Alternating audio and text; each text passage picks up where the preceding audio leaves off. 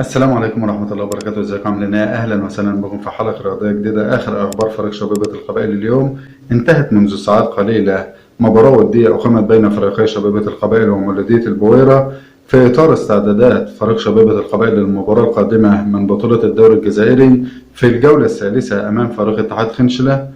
المباراة أقيمت على ملعب أول نوفمبر وانتهت بنتيجة 2-0 لصالح فريق شبيبة القبائل. وطبعا المباراة كان هدفها الأساسي إن المدرب بوزيد يقف على التشكيلة الأساسية والعناصر الأساسية اللي هيخوض بها المباراة القادمة أمام اتحاد خنشلة. ومعاه مفاجآت حصلت في المباراة دي.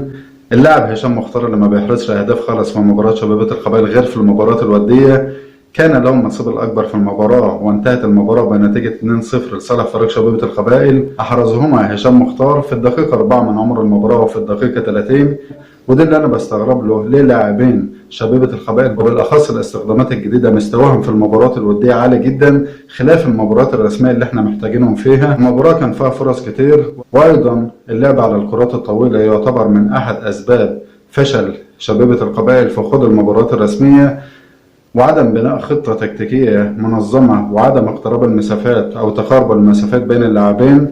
اللعب على الكرات الطويلة بين كل من أرجم وبعلية، وكل لاعبين شبيبة القبائل كل من أرجم بعلية مختار رحماني بدر الدين سويد معطى الله، كل لاعبين شبيبة القبائل. بوخنشوش قدم مباراة أكثر من رائعة.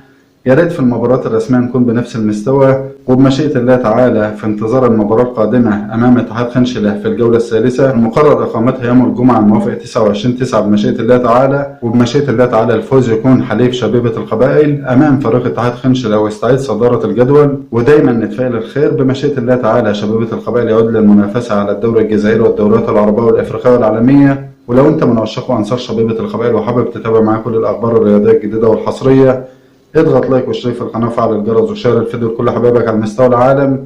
واشوفكم على خير في حلقة تانية، والسلام عليكم ورحمة الله وبركاته.